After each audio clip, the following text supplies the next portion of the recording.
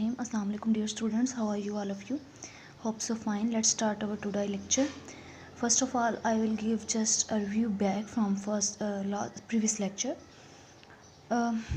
Page number second है Pakistan and its neighbouring country. जो ऊपर मेंशन मैप है वो पाकिस्तान और उसके नेबरिंग जो कंट्रीज़ हैं उनको मेंशन कर रहा है कि पाकिस्तान के नॉर्थ ईस्ट वेस्ट साउथ में क्या कुछ है. नेक्स्ट पैराग्राफ है उसमें बताया गया है कि दिस मैप शोज सब continent and its neighbouring countries के जो मैप है वो पाकिस्तान और उसके सब कॉन्टिनेंट और उसके नेबरिंग कंट्रीज़ को ज़ाहिर कर रहा है. सब कॉन्टिनेंट मीन बर सग़ीर, जब मुस्लिम एंड हिंदूज़ पाकिस्तान और इंडिया एक ही मुल्क कंसीडर किया जाता था. The subcontinent is largely shut off from the rest of Asia by deserts in the west and by the Hindu Kush and Karakoram and Himalaya mountains in the north west and north. यहाँ पर बता दिया गया है कि पाकिस्तान जो है सब कॉन्टिनेंट जो है उसके एशिया के अंदर ज़्यादातर डेजर्ट एरिया है, उसके बाद उसके वेस्ट के अंदर, और हिंदू कश को कराक्रम और हिमालय के जो माउंटेन्स हैं उसके नॉर्थ वेस्ट और नॉर्थ में है. Pakistan is in the north waste of सब कॉन्टिनेंट. पाकिस्तान की पोजीशन कहाँ पर है? पाकिस्तान है नॉर्थ वेस्ट ऑफ सब कॉन्टिनेंट के नॉर्थ वेस्ट के अंदर. All through history very important travel routes to and from the rest of Asia have passed through it because of the passes through the mountains in the west. The Khyber and Bolan passes lead to Afghanistan and to Iran, Central Asia and even Europe. In the north, the high Khanjarab passes 4,700 meters leads to China. नीचे जो चीज़ें बताई गई हैं कि इसके अंदर से सब कॉन्टिनेंट या एशिया के अंदर से जो स्पेशल रूट्स जाते हैं किस लिए वो इम्पॉर्टेंट हैं, जो कि एक उसने रूट की बात की है जो खैबर से बोलान तक के पहाड़ों से गुज़रते हुए जाती है और अफ़गानिस्तान को लीड करती है और ईरान को. दूसरी सेंट्रल एशिया यूरोप और the north the high Khunjerab passes. Khunjerab की बात की है जो कि चाइना से मिलाती है. अच्छा, खंजराब के लिए मैं डिस्क्रिप्शन बॉक्स में आपको एक लिंक दे रही हूँ खंजराब की. वहाँ पे आप थोड़ा सा उसको डिटेल में मीनिंग पता चल जाएंगे आपको खंजराब है क्या, बेसिकली ये चीज़ें. उसके बाद सेकंड जो आपका बिलो मैप था, the map shows the South Asian countries in alphabetical order. Bangladesh, Bhutan, India, the Maldives, Nepal, Pakistan and Sri Lanka. Now we let's start from third page. Okay,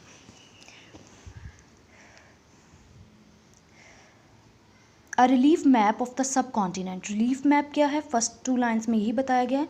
this is a relief map of the subcontinent. A relief map shows usually by means of different colours the height of the land above sea level. It also shows rivers and lakes and other geographical features. मैंने आपको शायद उस दिन भी थोड़ा सा geographical features का बताया था कि बेसिकली जियोग्राफिकल फ़ीचर्स क्या हैं. ज़मीन के अंदर, ज़मीन के ऊपर लेक्स, रिवर, सीज़, माउंटेन, ये सारी चीज़ें कहाँ कहाँ पे हैं. तो रिलीफ मैप बेसिकली क्या होता है? रिलीफ मैप जो है वो शो करता है usually different use of colours. जैसे देखें ये जो अबव मेंशन्ड आपका है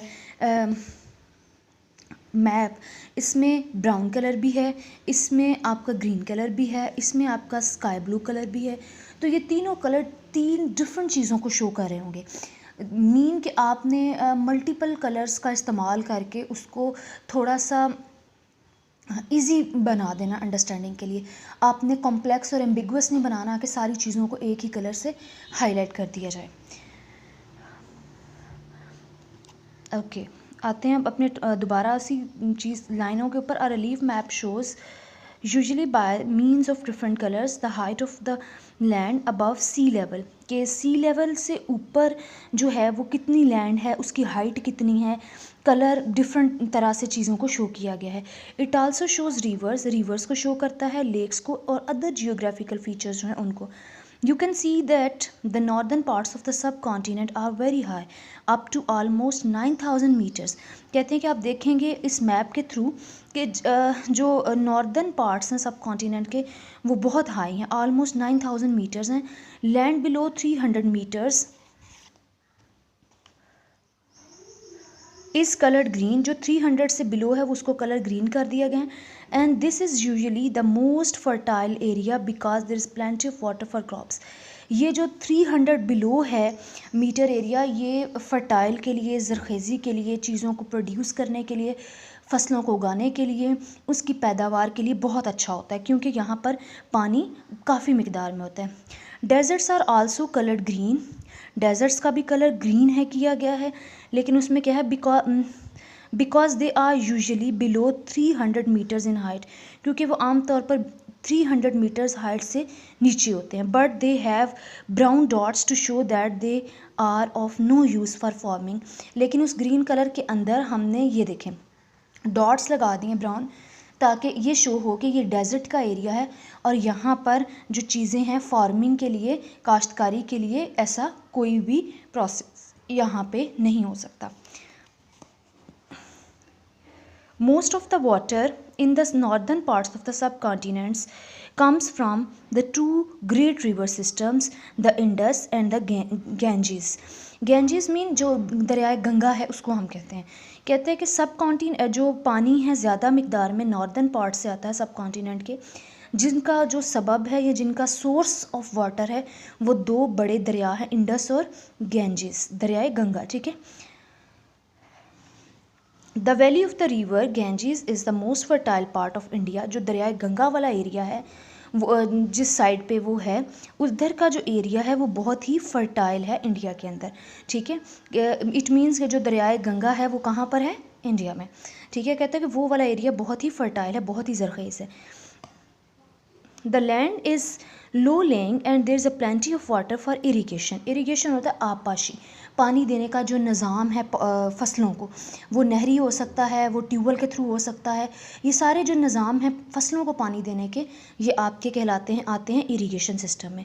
this is where most of Indians agriculture take place.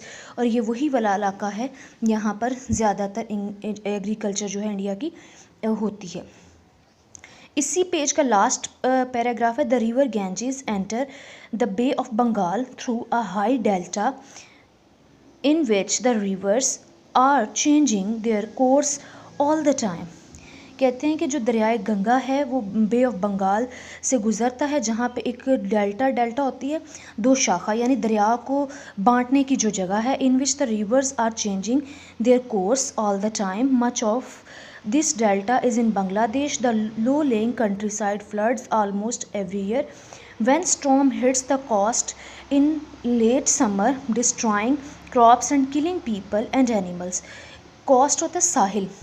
कहता है कि क्या होता है कि जब जो दरियाए गंगा है वो बे ऑफ बंगाल से गुज़रता है और वहाँ पे डेल्टा यानी दरिया को दो हिस्सों में बांट देता है, जहाँ पर उसमें बहुत सारी चेंजेस आती हैं, हर वक्त में आती रहती हैं. उसके बाद कहते हैं जो ज़्यादातर डेल्टा है वो जो लो कंट्री साइड एरिया है बांग्लादेश में वहाँ पर होते हैं, जिसकी वजह से फ्लड्स हर साल आते हैं और जब सालों पर तूफ़ान आता है जिसकी वजह से बहुत सारी फसलें और लोगों को नुकसान पहुंचता है. इसके बाद ये इन्फो में है एक इन्फॉर्मेशन. सब is a Latin word meaning a smaller part of a lesser, कि एक छोटे से छोटे हिस्से का भी थोड़ा हिस्सा. Why do you think the Indian सब कॉन्टिनेंट इज़ कॉल्ड दिस, कि इंडियन सब कॉन्टिनेंट कॉल्ड क्यों कहलाता है सब. ओके. यानी कि सब कॉन्टिनेंट बरे आज़म, बरे सगीर, सब कॉन्टिनेंट हम दोनों कहते हैं. सब कॉन्टिनेंट होते हैं आपके, बरे आज़म कितने हैं. ठीक है. तो बस सब कॉन्टिनेंट एक बरे आज़म का भी छोटा हिस्सा. तो ये आपने अब देखना है कि इसको सब क्यों कहा जाता है, ये आपको मैं असाइन कर रही हूँ. आज का आपका लेक्चर इतना ही है. अगर आपको किसी किस्म की भी डिफ़िकल्टी होती है तो आप मुझे थ्रू SMS अपने मेरे पोर्टल सेल पे कर सकते हैं. Thank you students.